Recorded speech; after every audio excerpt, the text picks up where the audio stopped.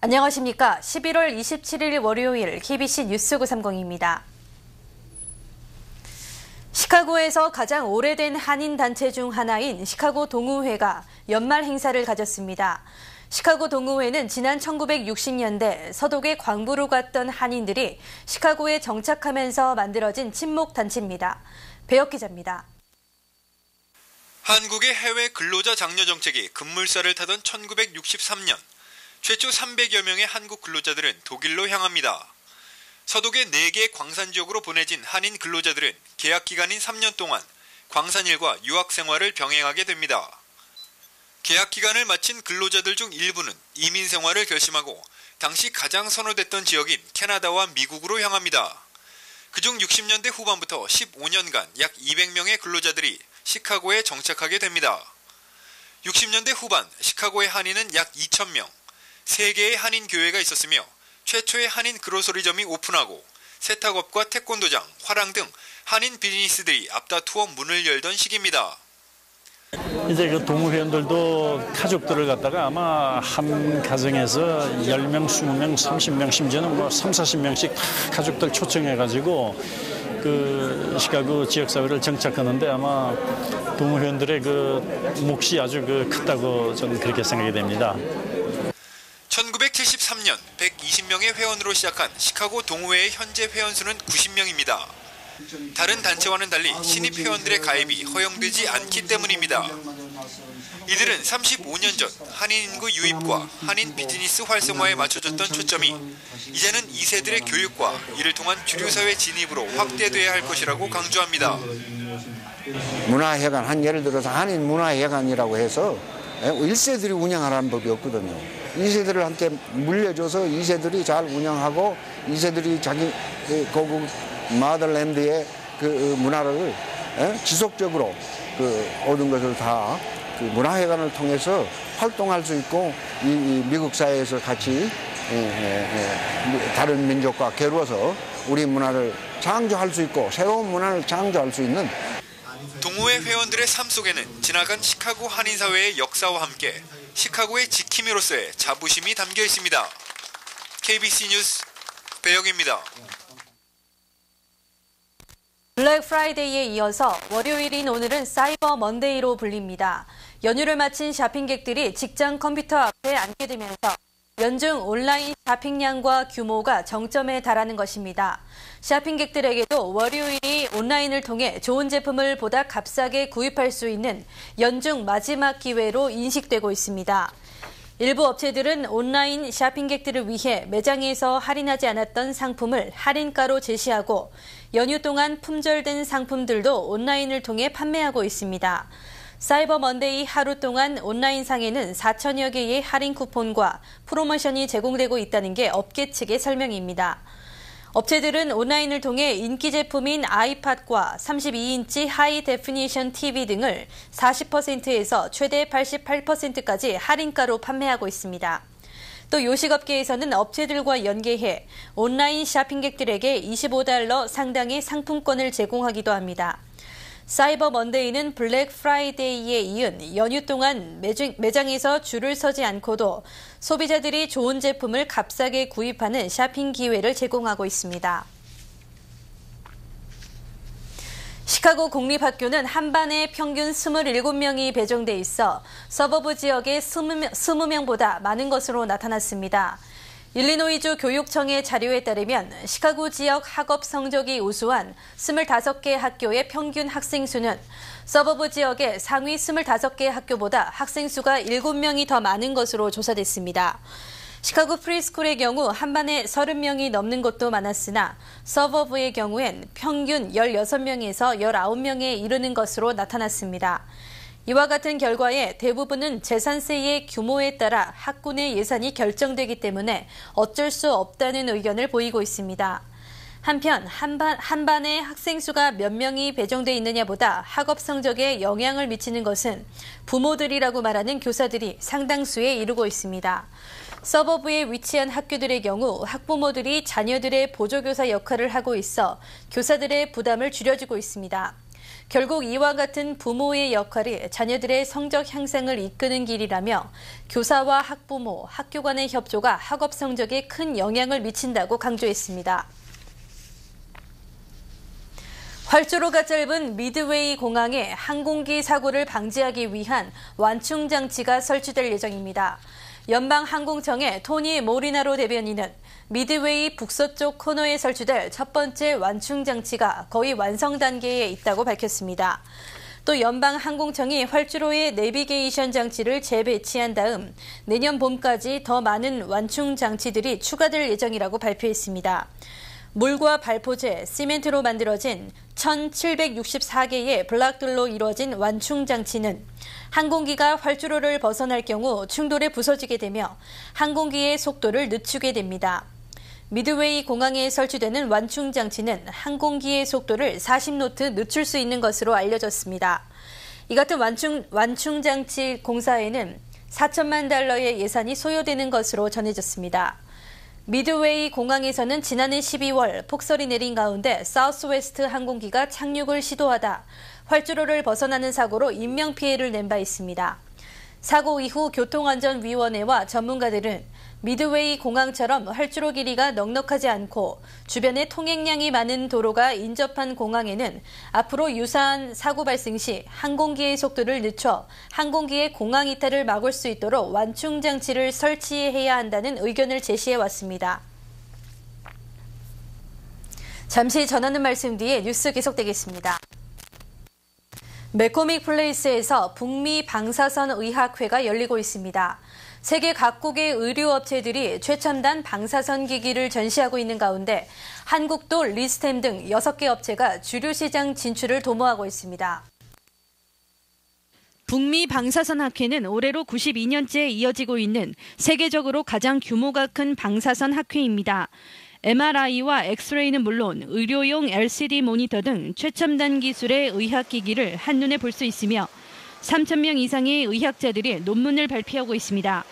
이번 학회에서는 최초로 한국관이 마련돼 두양 시스템, ADT 등 6개 업체들이 발달된 IT 기술과 결합된 한국 방사선 의료기기를 적극 홍보하고 있습니다.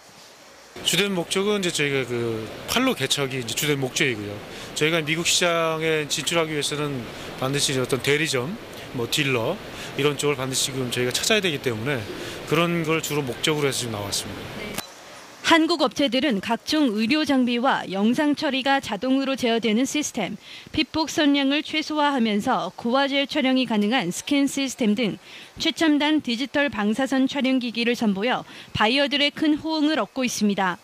일반적으로 병원에 가면은 엑선 장비로 가슴 촬영이라든지 그렇지 않으면 팔다리 골절 그 외에 머리에서부터 발끝까지 엑스레이로 촬영할 수 있는 모든 촬영을 할 수 있는 장비를 지금 공급하고 있습니다. 네. 미국의 방사선 의료기기 수입 시장은 지난해 약 31억 달러를 기록하며 세계 최대의 시장으로 자리 잡았습니다. 그러나 한국산 방사선 의료기기 수출은 같은 해 전체 시장의 0.58% 점유에 그치면서 부진을 면치 못했습니다. 그러나 최근 방사선 기기의 디지털화가 급속도로 진행되는 등 IT와 의료기기의 융합이 빠르게 이루어지고 있는 상황입니다. 그래서 요새 IT 기술과 BT 기술이 전문 현상이 높아지면서 한국 업체들이 IT 강국인 한국 업체들이 미국 시장 진출할 수 있는 가능성이 점점 높아지고 있습니다. 이번 박람회에 처음으로 마련된 한국관을 통해 우수한 기술력을 알릴 뿐 아니라 한국의 이미지를 높이는 윈윈 전략이 성공을 거두었다는 평입니다. KBC 뉴스 안계윤입니다. 쿡카운티 지역 재산세 인상에 대한 관심이 모아지고 있습니다. 지난 2004년 결정됐던 7% 재산세 제한 시행령이 올해로써 만료되기 때문입니다.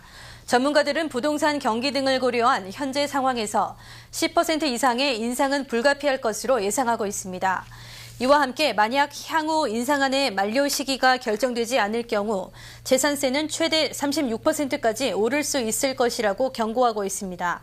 시빅 파운데이션은 아직 7% 재산세 시행안에 대한 연장 가능성도 남아있는 상태라며 갑작스런 세금 인상으로 주택 소유자들에게 큰 부담을 주지는 않도록 할 것이라고 전했습니다. 하지만 동시에 이 말이 주택 소유자들에게 무조건적인 이익을 주도록 하겠다는 뜻도 아니라며 현재 2만 달러로 제한된 세금 공제액의 한도가 6만 달러로 확대되는 안이 계류 중에 있다고 덧붙였습니다. 반면 시카고 지역 상업용 건물에 대해서는 내년도 재산세 인하가 예상되고 있습니다. 중간선거가 끝나고 2008년 대선 레이스가 본격화되고 있는 가운데 20명의 정치인을 대상으로 한 인기도 조사가 발표돼 관심을 모으고 있습니다. 조사 결과 바락 오바마 상원 의원이 루디 줄리아니 전 뉴욕시장과 존 맥케인 상원 의원과 함께 국민들로부터 최고의 인기를 누리는 것으로 나타났습니다. 커네티컷에 위치한 퀴니피악 대학은 지난 13일부터 19일까지 전국 1,623명을 대상으로 전화조사를 실시했습니다. 20명 정치인에 대한 호감도를 100점 만점으로 조사한 결과 줄리아니 전 뉴욕시장이 64.2점으로 1위를 차지했습니다. 공화당 내부에서 줄리아니 전 시장과 대권 경쟁을 벌이고 있는 맥케인 의원은 58.8점으로 2위, 민주당 오바마 의원이 57.7점으로 3위를 기록했습니다. 4위는 콘돌리자 라이스 국무장관, 5위는 빌 클린턴 전 대통령이 차지했습니다. 각 여론조사에서 민주당 대권 후보 1위를 기록 중인 힐러리 클린턴 의원은 인기도 9위에 올랐습니다. 부시 대통령은 전체 15위, 2004년 민주당 대통령 후보였던 존 케리 의원은 최하위를 기록했습니다. 케네디 맥케인 의원 등 상원 의원들과 백악관이 이민개혁 법안을 내년에 성사시키기 위한 행동에 나선 것으로 알려지고 있습니다. 내년 초 상원부터 재추진해 내년 중반에는 이민개혁 법안을 최종 승인한다는 계획입니다. 부시 행정부도 내년 1월부터 민주당과 새로운 이민개혁 연대를 구축하고 포괄적 이민개혁 법안을 조기에 성사시킨다는 방침입니다. 이번 계획도 포괄 이민개혁 법안을 주도해온 민주당 에드워드 케네디 의원과 공화당 존 맥케인 의원이 추진하고 있습니다. 케네디, 맥케인 의원 등은 이번 주 안에 민주공화 양당에서 12명의 상원 의원들이 모여 구체적인 이민개혁법 재추진 일정과 방침을 확정할 것이라고 밝혔습니다. 이에 따라 내년 이민개혁법이 새로 쓰여지게 되더라도 불체자 80%의 영주권, 시민권 취득 기회를 부여하는 게스트워커 프로그램과 합법 이민을 2~3배 확대하는 내용은 반드시 포함될 것으로 예상되고 있습니다. 20여 년 만에 이뤄지는 이민개혁이 내년 7월 4일 독립기념일이나 늦어도 9월 초 노동절에 맞춰 최종 성사될 수 있다는 관측이 나오고 있습니다. 네트워크 뉴스입니다. 연말을 맞아 한인타운 업소들도 파격적인 세일과 공짜 선물 등으로 손님을 맞으며 연말 매출 총력전을 펼치고 있습니다. KBS LA 이상목 기자입니다. 한인타운 한 소매업체, 손님들이 물밀듯이 들어옵니다. 이른 아침인데도 발 디딜 틈이 없습니다. 연말 쇼핑 시즌의 시작을 알리는 블랙 프라이데이. 한인타운에도 쇼핑객들의 발길이 이어졌습니다. 업체들은 파격적인 할인뿐 아니라 상품권과 공짜 선물 등으로 손님을 끌고 있습니다. 다양한 선물을 지금 준비해 놓고 있습니다. 그래서 사시는 분들이 선물도 이번에 푸짐하게 가져가실 수 있도록 연말을 위한 물건은 거의 다 들어와 있고요. 그리고 지금 상품권 세일을 시작해서 매출이 한 20~30% 증대될 거를 예상하고 있습니다. 대형 마켓의 매장들도 각각 매출 신장을 위한 총력전에 나서고 있습니다. 전 품목 할인뿐 아니라 특정 인기 상품의 할인으로 차별화 전략을 펴는 업소들도 많습니다. 1년 매출의 4분의 1을 차지해 한 해 장사의 성패를 좌우한다는 연말 대목. 그만큼 그 시작인 블랙 프라이데이 매출은 업체들의 초미의 관심사입니다. 한인업체들은 작년과 비교해서 연말 매출 속도가 빠르다고 보고 있습니다. 올해는 경기 회복이 좀 빠르지 않은 편인데도 선물할 수 있는 그 기획 상품들을 갖다가 좀 빨리 구매하고 있는 지금 실정입니다. 평균 15에서 20% 정도의 매출 신장을 기대하고 있는 한인업체들은 시작이 좋다고 보고 이런 분위기를 연말 크리스마스까지 이어간다는 계획입니다. 초반 927원까지 급락했던 원달러 환율이 당국의 개입성 매수세와 엔달러 환율의 반등으로 가까스로 930원대를 회복했습니다. 이 밖에 수입업체의 결제 수요와 투기 세력의 단기 매수가 가세하면서 추가 하락을 제한했습니다. 하지만 원달러 환율이 927원까지 떨어졌던 것은 지난 9년 만에 처음이었습니다. 미국의 추수감사절 연휴 동안 나오지 않았던 달러 매물이 한꺼번에 몰리면서 매매가 집중 달러 값이 크게 하락했기 때문입니다. 전문가들은 초반 930원대의 붕괴에 대해 일시적인 현상으로 오히려 930원대의 회복력을 확인할 수 있었다고 분석했습니다. 당분간 원달러와 엔화달러의 변동폭은 제한적인 가운데 930원대의 공방이 계속될 것으로 전망했습니다. 이와 함께 중국 위안화 가치 상승과 연말 일본 엔화 금리 인상 가능성 등 세계적인 달러 약세 전환 가능성은 높아지고 있습니다. 원달러 환율이 지속적인 하락세를 보이고 있습니다. 오늘 서울 외환시장에서 원달러 환율은 지난주보다 1.5원 더 떨어져 매매 기준율 930.6원의 장을 마감했습니다. 현재 환율로 미국에서 한국으로 송금할 때는 달러당 921.5원, 한국에서 미국으로 송금할 때는 939.7원입니다. 한국에서 달러를 원화로 바꿀 때는 달러당 914.32원, 원화를 달러로 바꿀 때는 946.88원입니다. 오늘 뉴욕 증시는 블랙 프라이데이 매출이 작년보다 6%가량 증가했음에도 불구하고 상승한 국제유가와 월마트의 11월 실적 부진으로 주요 지수들이 일제히 하락 마감했습니다. 이에 따라 오늘 다우존스 산업평균주가 지수는 지난주보다 158.38포인트 크게 떨어지면서 12,121.79포인트를 기록했습니다. 나스닥 지수 역시 54.34포인트 하락해 2,405.92포인트의 장을 마감했습니다. S&P 500 지수는 19포인트 내려 1,381.95포인트의 장을 마쳤습니다. 날씨입니다. 오늘 시카고는 구름이 짙게 낀 흐린 날씨를 보였습니다. 낮 최고 기온은 63도를 보이면서 평년 기온을 웃도는 따뜻한 날씨가 이어졌으며 습도도 73%로 매우 높았습니다. 오늘 밤도 흐린 가운데 곳에 따라 소나기가 내릴 것으로 보입니다. 밤 최저 52도, 비 올 확률은 30%입니다. 사흘 동안 시카고 날씨입니다. 28일 화요일 오전에 비가 내리고 흐린 날씨가 예보됐습니다. 낮 최고 62도, 밤 최저 55도로 오늘과 비슷한 기온을 보이겠습니다. 27일 수요일 비가 내리겠습니다. 낮 최고 63도, 밤 최저 기온은 38도로 크게 떨어지겠습니다. 28일 목요일 강한 바람과 눈 또는 비 소식 있습니다.